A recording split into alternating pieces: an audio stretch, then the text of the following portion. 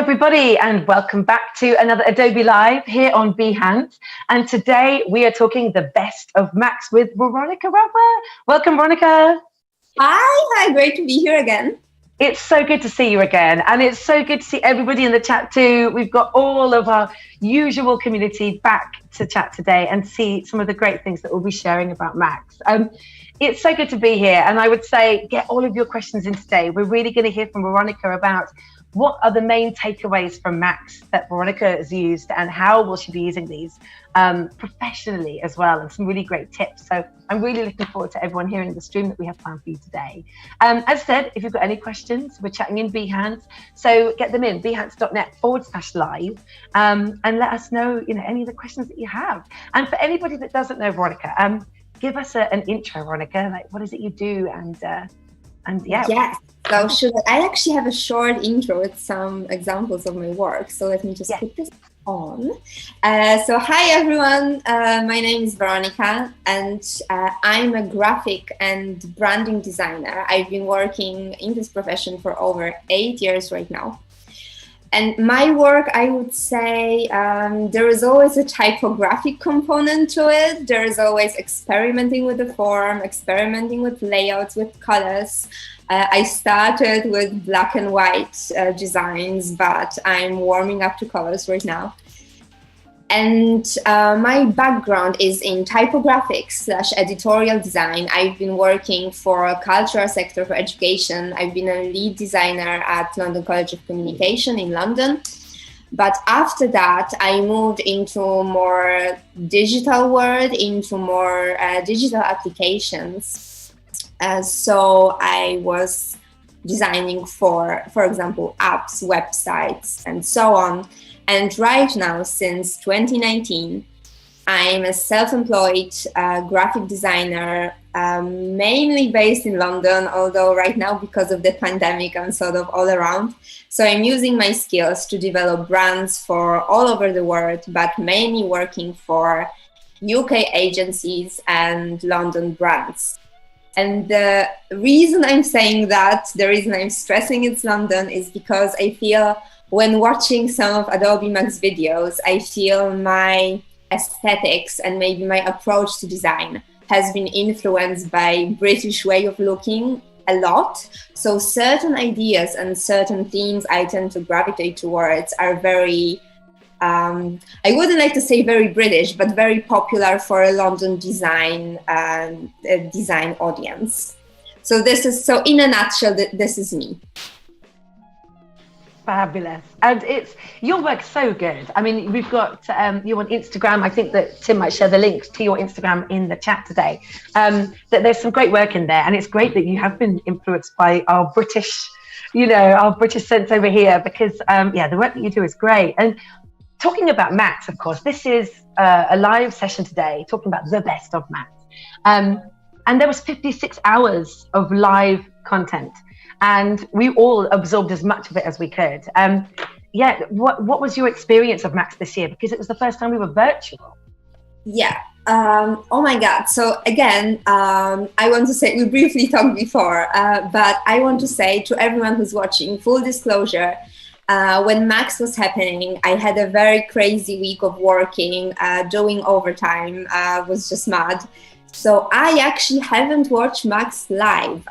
What I did, also preparing for this stream, I had to watch Max online. And the good news is that most of the videos, most of the streams and tutorials are still available online. So you can still catch up and you can still watch whatever you want. And so my experience so far, it's been binging on Max videos and picking the ones I thought were relatable or I thought were somehow connected to what I'm doing during this weekend and after. But I have to admit, I still have a long list of videos I still have to watch. And these are not only, so I'm a graphic designer, branding designer, digital designer, art director, or however you want to call me. But I really like the videos that are made by creatives outside of design industries. So there is still a long list of videos I have to watch. So I think it's just this enormous content kind of feels overwhelming at times, but if you start, it kind of draws you in. It does. And I think I took a similar approach in that I went with all of the videos that I would need to learn, because most of my experiences with either Photoshop or Premiere Pro, like videos, Rush, that kind of thing. But then I'm actually pushing myself to learn more about the apps that I'm not so confident in, like Illustrator and things like that, right? So it's good that if you can get some time and not multitask, right? Because that's the hard thing as well. Is to actually invest and try and learn a few things. And so I've been making so many notes. I've got so many notes here. But do you know what, Weronika? I think there's a really great video actually that we can share for anybody that might have missed the 56 hours of Max. And we've got a couple of great videos just showing you about some of the updates. So I'd like to show you a video really quickly. It's only a couple of minutes long and it's all about Illustrator. That's good.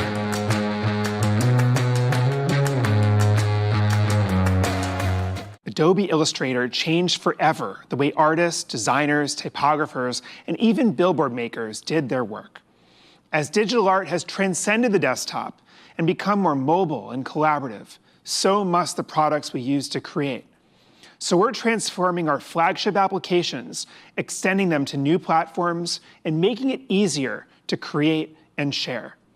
We did that last year with the debut of Photoshop on the iPad, and today, we are very proud to launch the most significant advancement to Illustrator since 1987, the launch of Illustrator on the iPad. We've created a whole new way to work in Illustrator. In fact, some of the new tools and interfaces we've developed over the last year are so much more efficient and intuitive that we've integrated them into Illustrator on the desktop as well. Take it away, Eric Snowden and Jasmine Whitaker. Great, thanks, Scott. So I'm really excited to share Illustrator on the iPad with all of you today.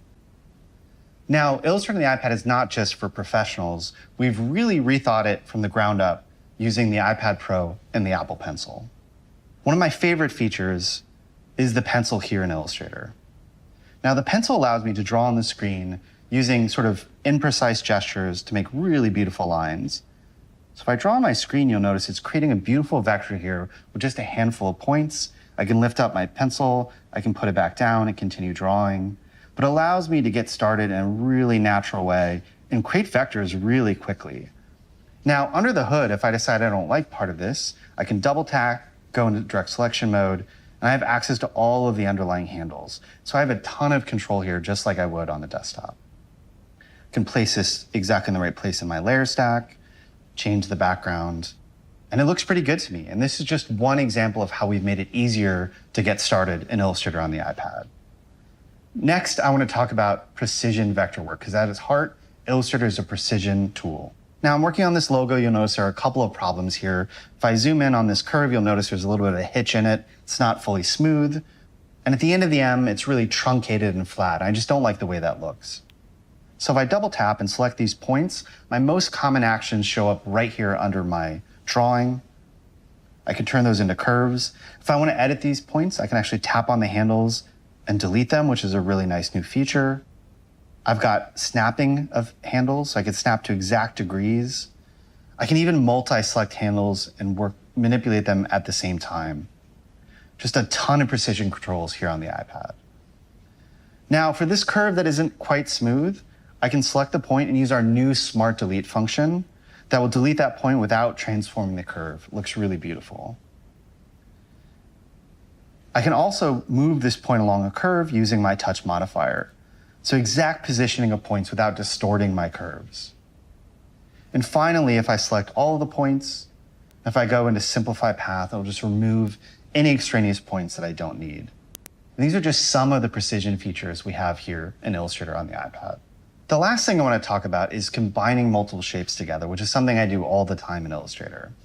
If I select these three shapes and I go into my Pathfinder, you'll notice for the first time we have live previews in Pathfinder. So I never have to guess what minus front does or what intersect does. I just see the preview and tap on it. I can tap to undo at any point and get exactly the results I want. Now, if I'm looking to do some more complex shapes, I can select all of these on canvas and go into my Pathfinder menu again, but this time I'm going to go into Shape Builder. And so Shape Builder allows me to create shapes just by tapping to delete parts of the shape that I don't want. Now, if I want to combine shapes, I can just draw lines between the existing shapes. And very quickly, I can create a logo out of these existing paths. You might also notice I've got some type on canvas. While I don't have time to show that today, Illustrator on the iPad is the best type experience on the iPad. We have access to over 18,000 Adobe fonts. You can upload your own fonts that will sync across mobile and desktop. A ton of power here on the iPad. So these are just a few of the features the team is focused on in bringing Illustrator to the iPad. These are amazing for pros, but easy enough for anyone to use. It's good to see in a video, isn't it? I so need to get into this on the iPad. But Weronika, I am really keen to know what you got from Max. Take us through, what were the main videos that you watched and what tips can you share for people? Oh God, it's been a lot again, and I must say these videos that I watched. Let's just start, because it's been. Here I am. It's the weekend after a crazy week of work, logging into Max and looking at, okay, I need to prepare for this stream. And then I saw 350 videos. Oh my God, where to start? So I started, I think as anyone would, I started just reading the descriptions. I started reading the titles. And also I started looking at the speakers, and this is how I approached Max. So these are the videos I watched first. And after binging, let's be completely honest, I had to put Netflix on the shelf and I had to be like, okay, Weronika, focus. And I had to binge through it. Yeah. I started noticing that certain themes appeared for me, I would like to say. So just quickly summing up, there are some videos from creatives, business owners, writers, who will be applicable to everyone, to sort of general audience. And these are the videos that will talk about creativity, work-life balance, all of these topics that can be inspired for everyone. Then you have these videos that are very in tune with what we would normally see during design conferences. So if you remember the normal life pre-COVID, pre-pandemic, we had all these amazing design conferences with designers speaking about life, but also from a design perspective. So these were the streams that I named design.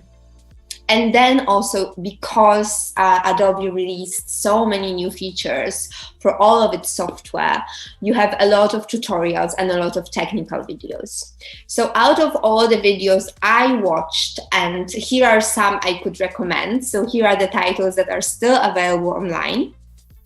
Most of these, I would say I think the shortest one was 12 minutes and the longest 25 or something. So it's not a huge chunk of your time. Most of these, they kind of fit in one of these three categories. So you would have either creative / business talks, design talks, or very technical talks. The reason why I divided it is also because if you're busy, if you're working on a project, some of these streams you can actually play in the background. You can actually play as a podcast. And especially, I don't think you can see my arrow right now, but especially these two first columns. So either designers talking about their work or creatives talking about business-life balance. These are the streams where they're not really showing you their portfolio or their work or the new features, but they are talking about their journey, about the challenges, and especially the challenges they faced since COVID. So if you don't have time, you still can listen to these videos, and you will still get a lot of inspiration from it. Yeah. And I think also, we've got podcasts, right? There are podcasts available. So whilst you're working, I learned today. In the engage section on the website, I think, right? Adobe.com. Yes. I think that was that. I think I'm definitely putting that on my list because, you're doing a lot during the day, and it's great to play music in the background. But how about playing something that you actually learn from? I'm a big podcast fan. Definitely having something on there, just, always. I know. I think podcasts are having their moment right now. So many people are listening to them, and it's just such a rich way of, I think it's also an alternative way of getting your news, because news stations tend to be sometimes one-dimensional, so you really gravitate towards podcasts. Yeah. No, definitely. Right. But let's go back to Max. Right. So let's start from the middle. We don't need to start from the beginning because, creatives. So let's start from design. Let's start from design talks. And I must say, my favorite talk, or one of my favorite talks, was the one by Kate Morris, and that's the title, Turning Your Passion into a Career. Mm-hmm. So if you look for it on Adobe website, you will find it, and I think this talk is really short. It's 15 minutes, but actually there's so much content packed into it. And I have a short fragment, so let's see if that will play. I'll switch it on right now. If you want to start a business, you have to think about what that might mean. It may mean that you get to do less of the creative part and you have to do more administrative work, more bigger picture thinking, more people management. So for some people who maybe really love the creative element of their job, starting a studio might end up being something that they don't enjoy. Also, being a good designer doesn't make you a good business owner. Being really good at making posters doesn't make you really good at managing people. So again, it's that thing where you have to really want that part of it, and then you have to have a real desire to get into the weeds of owning a company, the responsibilities that entails, and also navigating the landscape of a workplace, dealing with employment, dealing with disputes, dealing with loads of other stuff that, again, things we don't talk about but are very much part of running a design company. I think anyone can do it. I think you just need to know and assess your skills, your abilities, your desires as well, and really think about whether it's something you're willing to overcome. Learning how to hire and retain staff and work with people through their careers. Sometimes people who've just graduated from uni, sometimes people who've moved from other countries to work with you is an enormous undertaking, and it's something I actually really love about my job. And it is a challenge, and we do so much work to make our team work. We do wrap-up sessions, we do 360 appraisals, we do reviews, we have lots of chats, we talk a lot about each other and the way we work and how we feel, and I think that is really an important part also of working in a team, whether you're... Right, okay. So let's get back. So Kate Morris, just to give you a short background, Kate Morris is actually the founder of Studio Morris. She's a graphic designer. She started as an illustrator. And I would say she's one of my personal design heroes. So I actually saw her talk on at Typo Berlin, like way back. I think it was like 6 years ago, 7 years ago, who knows when. And at the time she just set her studio, I would say. So she was kind of inside this transition of being a freelance / a lone graphic designer to actually hiring people. So to me, it was really great to see her speaking about the past 8 years of her studio, of Studio Morris, and of these challenges that you face as a business owner and as a designer / someone who actually is the head of the studio. I would really recommend this stream to anyone, to any designer really, because Kate, apart from being a great graphic designer, and you can see it just from this screenshot that I picked to show you here, you can see like the vibrant colors, the patterns, innovative way of thinking. Like she herself is a personality. But what I want to say is that she's very eloquent, and she's very professional in the way she speaks about work, in the way she speaks about business, and these parts of graphic design that we don't often talk about, especially in the UK. So like money, hiring people, different opinions. So I would say that this is definitely a must watch for any designers, and this is very inspirational. Here are some of my notes when I was watching that talk. So some of the things she talked about is money. Whether, okay, you're a designer, you've been working for 4 years or so, and you're thinking about that next step. You need to have a capital to actually hire in people. So she talks about that. I would really recommend her for any designer as a must watch. Another one, and I will show you actually, so I'm sharing 3 design streams that I feel from this design category that I labeled, that I feel you have to watch. And the second one is this one by Radim Malinic. And here, when I saw the title, and this is my London speaking here. So me being a designer, I've lived in the UK for 5 years right now, so almost got that residency. And here, when I saw the title, Branding, Identity and Visual Storytelling, I immediately thought, okay, this is that London British way of thinking. And what you need to know is that if you interned at agencies such as Pentagram's Design Studio, Wolf Ollins, these companies will approach their branding and their work through a story. And whenever they talk to their client, they will prepare a story of their branding. Branding is not just a logo. I mean, we all know that at this point. Branding is a whole personality that you need to talk about from A to B to C. It's a whole team strategy, motion, identities. And this title immediately drew me in. And let's just look at a short excerpt from, let me close this one, from this talk, what he means by story.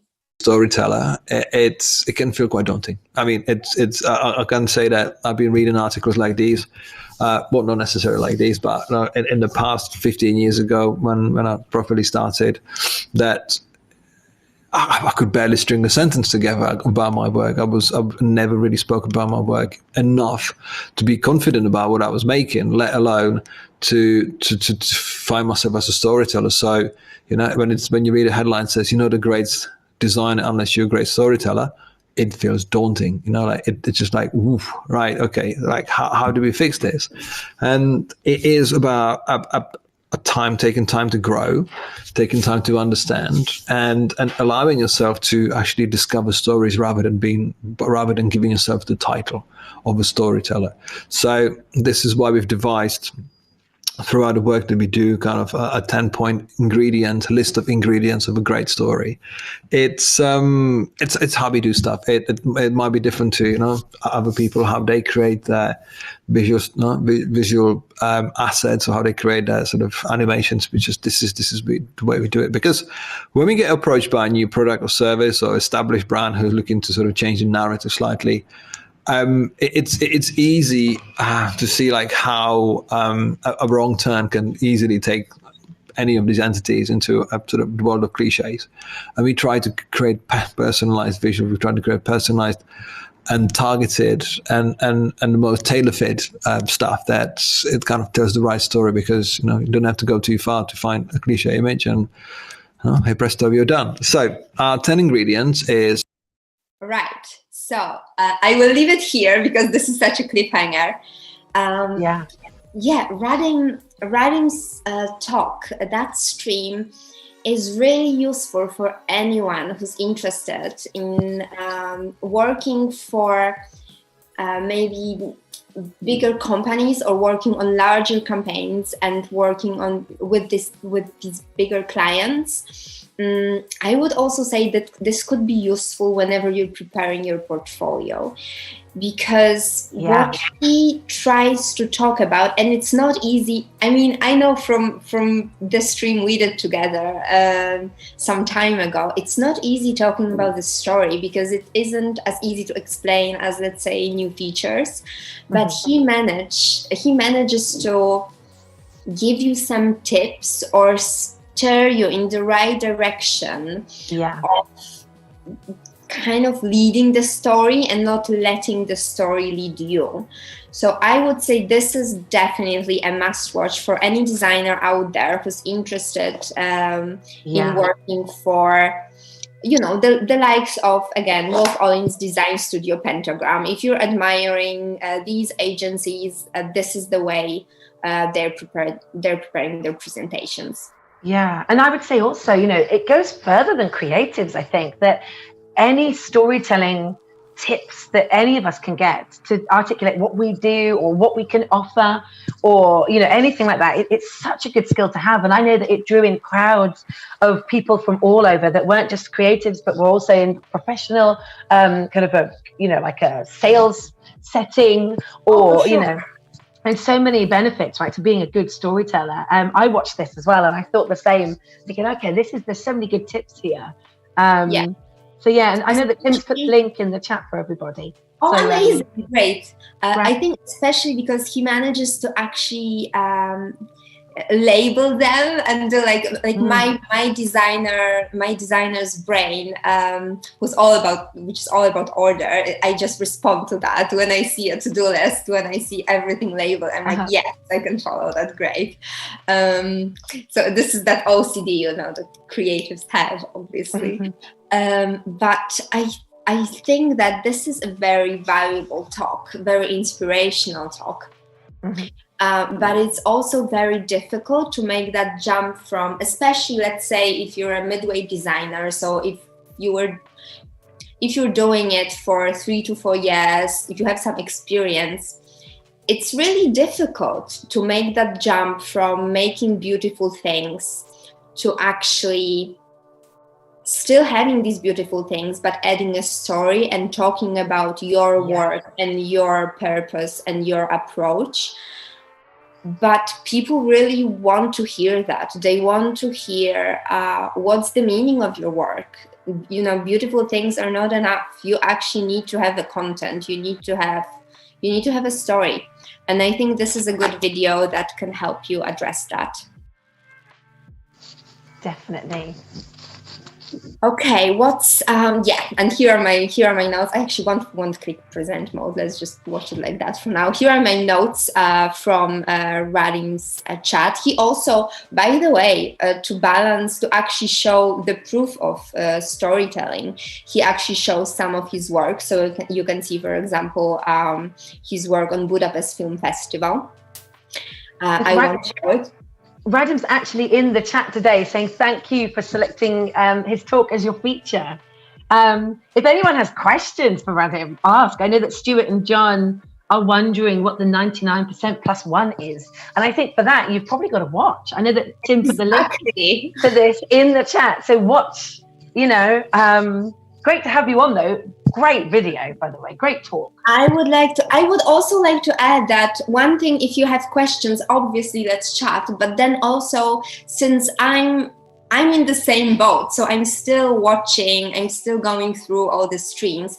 If you have suggestions for other design talks that I'm not talking about right now, then please comment, because I would love to extend my list, and I would love to have something to watch later on. Okay, right now I had to put it here. Eric Spiekerman, you know, the type guru legend. He actually, this is, I would say this is a less conventional talk, because he's not sitting as we do right now in front of his screen, but he's actually taking us on a tour around his letterpress studio. So let's have a look at how that works.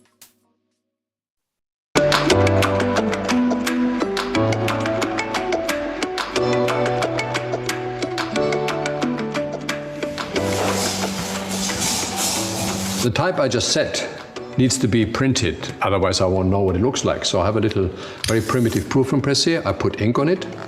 There's your type that I set before. That's it. And now we have a very quick and dirty proof.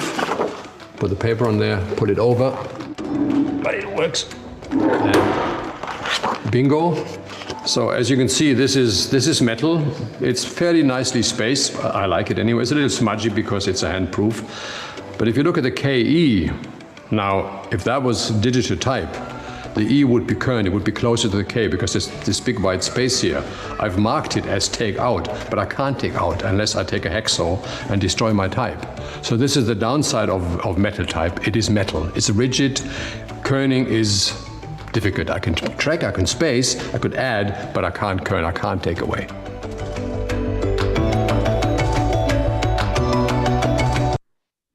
Right. So here we have a stream. Here we have, it has just 12 minutes, 49 seconds. This stream is about actually how designers work before InDesign, I would say. What did we do? Oh my God. Yeah. And I found, I would, again, I'm a type geek, so I don't create typography, but I love working with it. So for me, it was a must watch. But once watching all these videos, all these Adobe Max videos, I found this was a common theme, especially among graphic designers and among designers. A lot of people mention that working with your hands and working in a manual way gives you great results if you later combine it with Adobe software. So you have it from Eric Spiekerman, you have it from Tina Tooley, you have it from Martina Flor. And all these designers, all these creators are finding a way of actually discovering or designing new things by combining manual and digital. And I personally find it beautiful because there is only so much you can do if you close yourself in the digital barrier. And one of the things that Eric says that I found really inspiring is he actually mentions that constraints are useful. And what he means by that in the context of letterpress, he means that at their studio, they are using, they don't have the whole palette of colors. They have a couple of inks. And obviously letterpress with its metal typefaces, it's just a lot of limitation. It's nowhere near to InDesign. But sometimes setting up some constraints or establishing certain rules you need to follow actually makes it easier for you to start a project, to work on something. So if you're a creative that's trying to start their own project, self-initiated work, this is actually a great talk to watch. And I found similar moments in Tina Tooley's talk. I don't have a fragment from her stream, but that's another one I really liked. She uses a lot of paper and a lot of just normal materials, normal things that we overlook, and then she creates these beautiful images, this beautiful work. So it's really, if you're in a flux, if you don't know what to do, these talks are really good to find inspiration and to start something and to see how these design legends are really working, what they're doing. And for me, it kind of reinforces that kind of message that the manual touch, the human touch is so important to all of these projects and these things that we do. And if you look at the future in AI and automated, robots and things like that, and it just shows you that creativity is something that needs this manual human touch, right? And he does this so well in this video. Oh, for sure. I think it's probably a bigger just can of worms we're opening here, but human touch, it's very unique, and it will I will even dare to say it won't be replaced by AIs. Yeah, I agree.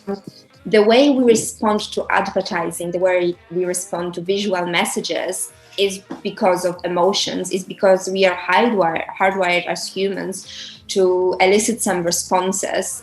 So we love this ad, or we are nostalgic about this thing here. And then we buy it because of this emotional response. And that's something that I feel this human touch, so experimenting outside of your computer, can produce. That's something that can actually start that emotional response. Right. So these videos that I mentioned, these are the sort of design videos. And these are the videos that felt really close to design conferences. That, like, when I was watching them, I didn't think of myself as someone on the other side of the screen. I thought of myself as someone actually sitting in an audience and watching the videos. So I think this is like a great job, Adobe, for doing that. But the next section, and I have 2 videos here, so I could share, and there's definitely a longer list I need to go through. So these are these sort of videos about life, creativity, work and life balance. That could be anyone. So if you're not a graphic designer, if you're an illustrator, a photographer, if you're a writer, you will find something inspiring in these talks as well. And these are the talks that I must admit worked for me as podcasts. So you don't need to, they're not showing any tutorials, so you actually can listen to these talks in the background. And the first one is by Adam Morgan. And this is the talk, so I could share his image, but I actually found this screenshot more inspiring, because this is what the talk is all about. It's planning your next step in a career, in a creative career on purpose. So who is this talk for? I would dare to say it's for everyone, but especially for these people, for these creatives who are in an uncertain place, who are, because of COVID, because of how crazy 2020 was, who are considering maybe a change of their career. I mean, I know many of my friends, they just kept their old jobs. They stayed at their old jobs even though they didn't enjoy it because of 2020 and how uncertain it was. So this talk, this stream, it actually makes you think, and here are my notes, and it challenges you into maybe believing different things than you used to. So Adam talks about now and then about how career progression in creative industry happened before, how it happens now, whether are we still going from junior to midway to senior to design director, maybe not. And this is something what he talks about. What I really found useful was that not only he shows you the diagrams, but he actually mentions real people who exist, and he actually talks about their career stories. So he shows you people who are in executive positions, so who reached their goal, let's say, and he tells you that their story wasn't as straightforward. They actually were doing many things. And let's have a look, just so you can see a brief fragment from his talk. Early 90s, this was the career path if you were going to become a creative director. You start out as a production assistant, being maybe down in the mailroom running errands, and you just kind of comp things together, and then you worked your way into a designer, and the designer's job was to take all the ideas of the art director and make them real and make them pixel perfect. And then you would finally elevate up to an art director, and you get to, call the shots on the big ideas. And then finally you move up to associate creative director and creative director. Like, that was a linear path. And there were many problems with this. And here's the next, early 2000s up to 2010. This was kind of the plan that I would tell about career paths. And the point was, back in the beginning, people were maybe really good at either design or really good at art direction, and they're different things. And even production artists, they may be really talented at technical skills. And back then they were all trying to, the only way they saw growth is, if I'm a production designer, I have to learn how to be an art director. I have to learn how to be a designer in order to make it, make my way up the chain.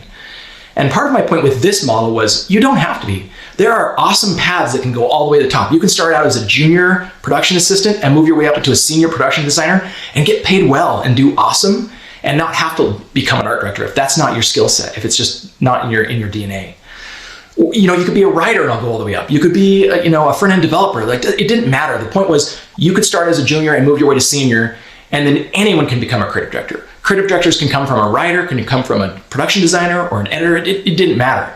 Because once you get to that step and you cross that huge chasm from being a senior creative going into a creative director, it's a completely different set of skills. It's all the soft skills and selling and presenting and vision and all of that good stuff. And so it didn't matter which path you came from. And I thought that was really, really important back then. But boy, there's a lot more to learn. And now we're going to get into what today's career path looks like. And I'm just going to do a build here because there's so much to it. So sure enough, some of the similarities in the beginning are you got to start somewhere. So whether that comes, this path is going into agency job, or this path is going into a brand, or it's even just freelance, like you're wanting to work freelance. You start out as a junior and then move to a mid and then go up to a senior. And it's really, really important to get those skill sets as you move along. It's really, really important. And then beyond that, this could be a path for UX designers, photographers, illustrators. It doesn't matter. Like, this is just kind of showing that you start out as a junior and you move your way up. And then what's the next step? Sure, there's still that big jump into management. You still, any of these paths, photographer can lead to a creative director. It doesn't matter. A front-end developer, it doesn't matter. It's all about getting good in your path and then move. And then once you get to that management layer, you've got to learn all the skills of all the other disciplines before you move into becoming a creative director. But here's where things change. Going into management is not the only option. I think there are so many people that feel like, as I move up my career, I've got to suddenly become a creative director. I've got to manage people. That's how I'm going to be successful. And that's not necessarily the truth. There's a new path. It's an individual expert path. And I've found that this at many companies now, you can even have a career level that's higher than a creative director. You can be paid more and have just as much respect without having to go the management path. And so there are a lot of options there when it opens up of how do we get more from our career without having to go into management. And this is where you could still be a senior writer or designer or whatever, but you could also be a researcher. You could be a fellow. You could be a director, executive producer, and many even jump into other disciplines. Right. Let's chat about this for a second. Yeah. Right. So a lot to unpack, honestly, in his talk. And this is one of the longer streams I watched. And this is one probably that if I had to pick some streams I will rewatch, this is the one that probably will be on the list. Just because there is just so much insight.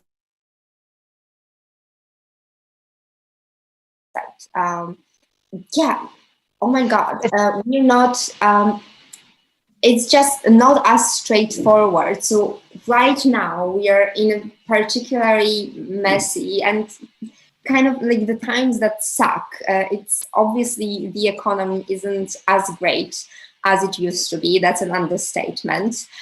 Who knows what will happen after December? And we as creatives, we are not essential workers. So it is scary out there.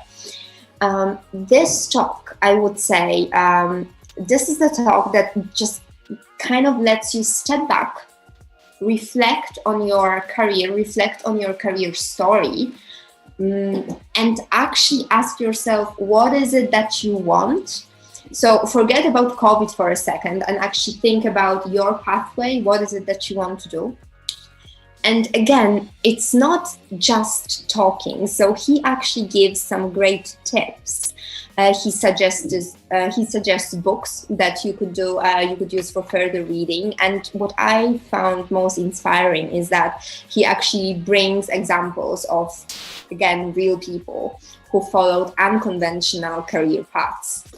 I probably gravitated towards this stream because there are times I find it challenging, not maybe with my closest family, but let's say some members of my family to explain what is it that I'm doing and am I paying my bills? Is it okay that I'm a freelancer? Because it used to be the job of freelancer, and it's, I think to a degree, it is still like that in Poland. It used to be associated with certain uncertainty and just a lack of responsibilities.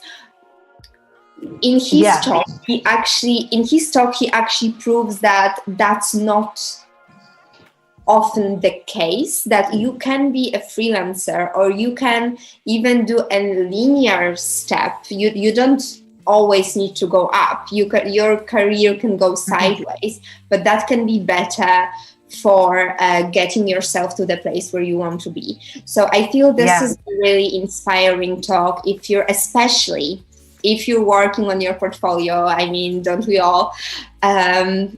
This is a good talk to watch, to sort of ask yourself those questions and think about your career trajectory in a business way of thinking, not only for designers, for all creatives, but for graphic designers especially, I would say, because we really don't like to think about these things. So yeah. And I think it's so great for students to actually look at a career path that isn't so linear, and that there is options other than management, because it's not for everybody. And I actually thought of you when I was thinking about this different video, because you and I had a live stream, I think it was a few weeks ago, where you were covering portfolio tips. And one of your tips was all about make it match where you're going, project the work that you want to do, not the good things that you've done that you don't enjoy doing. And I thought of you when that was covered there, and I thought, this is so if any of you want to watch a past stream, watch Weronika talking about portfolio. We did a masterclass, didn't we? It was you know what? It might be that it might have been self-conscious then. Maybe it was just my brain self-consciously kind of was looking for the streams that I would agree with, and this is what I'm showing you. It's like you totally covered it. You did. You definitely did. But yeah, it's so good. And I think that Max would surprise people really, that there are modules that cover or videos that cover this type of content, because it's not all how to paint in Adobe Fresco or how to do something in XD. It's more than that. It's about your brand, about how you present yourself as a creative, and how you can progress in your career as a creative. So I definitely think that was useful from Adobe Max. And I actually have one more video to show, Weronika. There's another video. Today we're of course talking about best of Max. So if anyone did miss any of the 56 hours of streaming, here's another little video to show you a little bit more about some of the goodness that we launched at Max.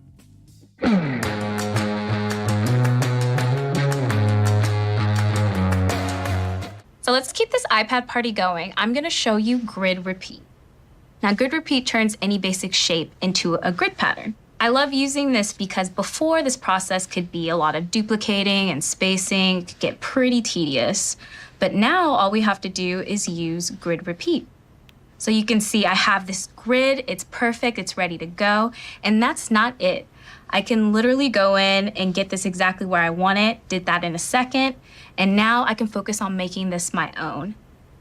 So in the properties, there's the grid type menu, and there's a ton of different arrangements here that I can get. And I'm liking this. I'm gonna play around with the row and the column, get this exactly where I want it. Towards the end, I might wanna make a change. All I have to do is use my Apple Pencil to double tap. So I've double tapped here, everything is staying in place, and that one tiny motion that I made is now reflected within the entire pattern. Pattern design, easy and simple, that is Grid Repeat. Next up is a really cool feature called Radial Repeat. Now, Radial Repeat rotates and repeats patterns into a circle. Kind of sounds complicated, but I'm gonna show you how easy it is now. So I have these 3 circles, and I'm gonna use this to create hair for an illustration. And we can do this the old-fashioned way, duplicate, rotate. We don't wanna do that because we're just gonna use Radial Repeat and it's gonna do the job for us. So now I have this really cool radial design, and there's so much power with this. I'm using my Apple Pencil here, and all of the formations are endless. You can literally swivel this around and come up with any possibility. So I've got it where I want it. Any last minute change, again, go in that isolation mode and you can make a quick edit and it doesn't change the shape of your radial. Now, we haven't only been doing work on Illustrator on the iPad, we've been doing a ton of work on desktop as well, making Illustrator a complete system. So I'm really excited to show you an existing feature that's been reimagined in redesign, and that is recolor artwork. Recolor artwork has been the easiest way for you to explore with color variations. Now, in the new recolor panel, you can see all of my colors from my illustration are here below, and I can go into this color picker and just start making changes instantly. There's also the color library, and the color library has all of the preset harmonic color themes that you're used to. And you can go in and start making changes instantly based off of these themes. So I like the flower theme. We're going to stick with that. But I think my favorite aspect of the new Recolor panel is the ability to use inspiration swatches. So inspiration swatches allows me to extract color themes from vectors and images and photography and to completely recolor my design. This time I'm going to use the color theme picker, and I'm going to go ahead and start exploring with some of these references. So I'll click this image, the vector, and you can see that it's extracting all of those colors and recoloring my design. Now I can get it closer to the original reference and play around with the hue and the brightness, really spice this up a bit. But my favorite little nugget here is the ability to just select the colors that I want here. So once I hold down, I get this little lasso tool. I'm just gonna select the 3 colors out of this image, and it's recolored the entire image based off of that selection.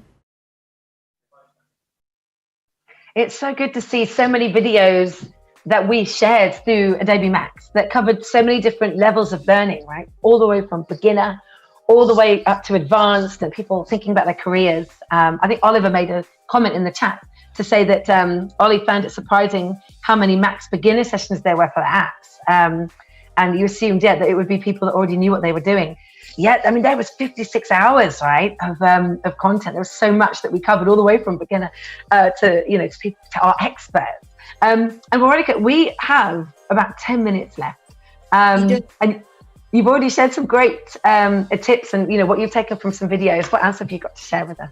I mean, maybe because we don't have as much time, I wanted to comment on that Illustrator video that we've just seen. Yeah. So this is, I believe this is the last one we are showing, and I wanted to add that I tried some of new features in Adobe Illustrator. I still have to try the other ones, but I would say that this year Adobe Illustrator has presented itself as a much more seamless, much more approachable software, especially for the designers that work with type, such as I do. So there are a couple of, I mean, I'm all about InDesign. I love InDesign, but the reality is when I work for these branding agencies in London, we mostly use Illustrator. For branding work, we use Illustrator. Also probably because Illustrator is the software easy to share with other designers. So if you're working in a team with more than 2 designers, Adobe Illustrator, if you package the files, is probably one of the best softwares and the easiest one many people can work on.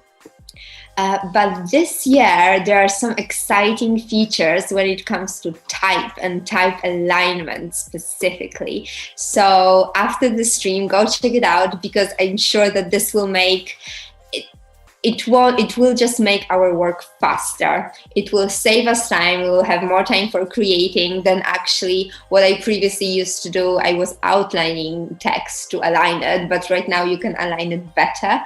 So have a look and experiment it with yourself, or experiment with it. But these are some good features. Right, I actually have 2 more talks to share from Adobe Max. One is this Alvarez, and this is the one where my sort of London heritage like this one, because when I saw the title America in Spanish is America, then I was like, okay, this one is about diversity, so let's just see what he has to say. And maybe let's not play this one because we don't really have time, but what he talks about, what I found very useful, is that actually he approaches the topic of diversity from advertising background, and he actually brings in the numbers. So it's not about why diversity, it's not only about why diversity is important, why is it ethical, but it's actually presenting the numbers of Hispanic community in the US and showing how this is another market companies interact with, that these are their potential customers. So why not present advertising in a way that's accessible to everyone? So this is one of these talks that's very inspiring to watch for everyone, not just for designers. And these are the talks that I really recommend. So these are the type of talks that if you don't have time, you can watch as podcasts, but obviously better to sit and have a look at it. And that kind of ties back to what you've just said, Maddie, from the technical talks. I myself, I gravitated towards these theoretical talks about design, about life, about business. But obviously, Adobe Max showed a lot of content, a lot of streams about features, about how to do this the quickest, how to do this so that it looks best. And some of these talks, for example, were presented by Tony or here by Martina. So these are the talks these are unfortunately the talks you can't watch as to look at it, and the best would be if you are designing along with them, along with the person speaking. And you have a lot of tutorials here. In Martina's tutorial, she shows you her approach to Illustrator and her approach, how she approaches her lettering jobs. And she has, if you don't know her, Martina has that very rich visual, very illustrative lettering style, which conveys emotions. So it's really nice to see how she approaches her work and how fast her sketches are initially before she converts them into Illustrator.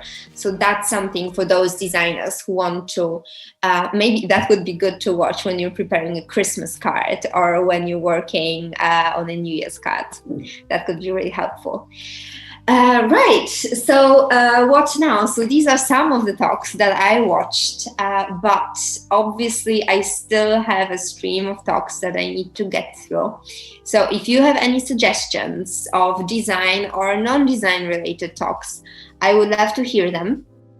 I would really, for any designer out there, for any graphic designer, we all know that design is not only about graphic design. So it's great to watch these streams by writers, by advertisers, by marketers, by people outside of our domain. So if you found a topic or a stream that you really liked, let me know, because I would love to watch these creatives as well. So yeah, so I think this is my summary of Adobe Max so far. This is the summary of my binge, best of Adobe Max during the weekend. But I'm not done, so I will keep watching. There's still so much, and what's great is that it's still there to be viewed. So it wasn't just an event that came and went. You can go back for more, and I know that Tim's been posting a lot of the links to the videos that you've shared today, Weronika, in the chat. So all of you can go into the chat today, grab the links that Tim has shared, or go to max.adobe.com, have a look at the sections, and within the engage menu, that's where you'll find the podcast. So you can continue listening whilst you're working, have a little bit of a multitask, situation going on there, no problem at all. And lastly, the chat will continue today in Discord. So I know that Tim can post the link for you, and we'll continue chatting in there. But amazing. Yeah, I think it's been great today just to hear about what you've taken from Adobe Max and what you're doing with that information and what's been really valuable to you. For me, I definitely spent a long time going through it all, and I've made so many notes that I'm at that stage now, kind of processing it all and looking at what I'll put into action and what I've just learned, for me, Yeah, I think it is a lot, because you see 350 videos and you're like, oh my God, where should I start? But once you do it, it draws you in. So it is a good watch, especially right now, especially when the second lockdown is upon us. So I know. I mean, we're in lockdown. It's getting colder outside. So, I always say, grab a cup of coffee or a cup of tea, get a bit of cake, and get on the live stream. Or wine. Or wine, yes, depending on the time of day, perhaps. But yes, definitely wine. Well, thank you for joining, everybody. It's been really great today to be with you again, Weronika. The chat will continue in Discord, and we're back here at Adobe Live tomorrow from midday at the same time. So we'll see you all again soon. Thank you and goodbye. Thank you. Bye.